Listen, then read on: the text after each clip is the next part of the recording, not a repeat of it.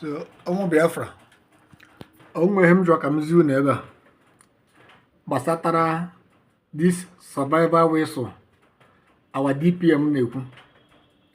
Ụfọdụ jọstụrụ na-agba ụkwụ for nothing. Ihe a m na-esho gị ebe a na-ahụ whistle nke mụnwa. Ebi m South Africa, Johannesburg, South Africa, ebe mụnwa bi. Ihe a na-ahụ whistle nke mụnwa. Ebe na Johannesburg, anyị bi ebe a na-akpọ location na hapa ya wụ Orange Farm. Onye ọra bi na South Africa ma ebe a m na-akpa afa na Johannesburg, Orange Farm, and Orange Farm awụ location. So he wụsịrị a na-arụ o nwere ndị a na-akpọ ndị ụmụịta na-arụ ọgbụgba ndị mmadụ maybe n'oge abalị or anytime they take chances. So here wụsịrị a na-arụ side anyị bi once you notice danger ma onwe ndị na-achịrị ọbụ gị ma onwe ndị na-achọ maybe na-akpaka your burglary na-achị enter into your house. Ihe ọzọ ị ga-eme ikoro wee sụọ gị, ị ga-afụ ebe nkori nke m ka m gaa back, ị ga-afụ ntụrụ ebe nkori ikoro wee sụọ gị igbu ozugbo igbu ha na the next compound amarago na danger dị na compound ga onye nke were wesu nke agbu onye nke egbu onye nke egbuo wesu shawazie that ụmụịta the criminals agba ọsọ mara na enotice go na ha na-achị kpaka be mmadụ. So wesu ihe debara gboo.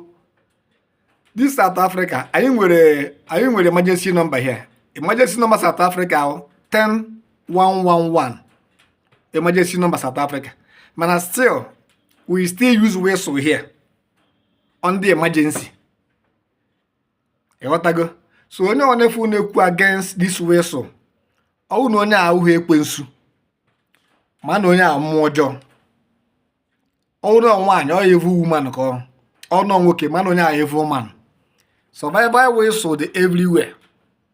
Even though 80s mgbe anyị ka na Nigeria, ebiri m na Aba Nigeria 80s. Ọ mgbe ndị ochi na-eme anụ otu a abịa akpaka imu na mmadụ bukọ ngwongwo. Onye ọ na-abịrị Aba 80s ga-ama ihe m na-ekwu. Ha na-emezi iwu inotice ndị ochi na-achị ebe na ya adịghị. Ụfọdụ eburu ogene kọba, ụfọdụ eburu ekwe kọba, ekwube ekwe dịọda ya dị akọwakwa ekwe, dịọda ya dị akọwakwa ekwe. Anyị dazi apụtasịa ọsọ ata achọba ndị ochi ha gbaa.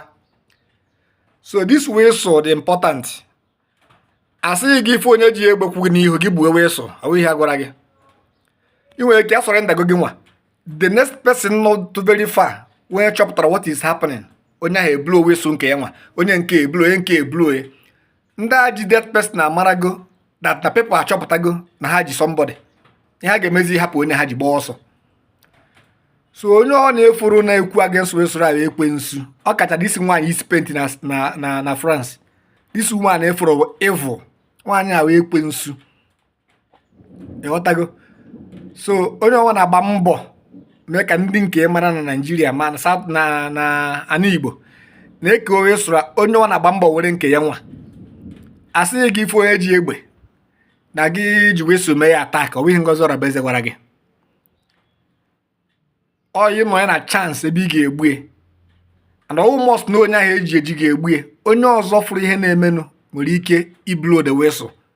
Eblozie onye nke ablow ihe ndị ji onye amata na achọpụtago ọsọ agba ka nzi gị the whistle na ị ga-afụ dat na o mechago dust.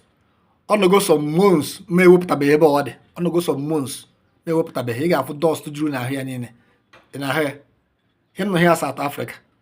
So m ga-ekopụta ya na agbuo ka ịnụ ụda ya nekwa ebe nkorie nekwa na ntu nkorie ka nkopụta ya na mgbuo na ka ịnụ ụda ya. Ị na-ahụ ya. Ị na-ahụ ya. Ị ga-ahụ dust juru ahụ ya niile. Nke a ị ga-eji ego gị zụrụ ya dobe ebe gị maka emergency. Ịghọtago? Ka mgbuo ya na ka ị ga-anụ ụda ya na.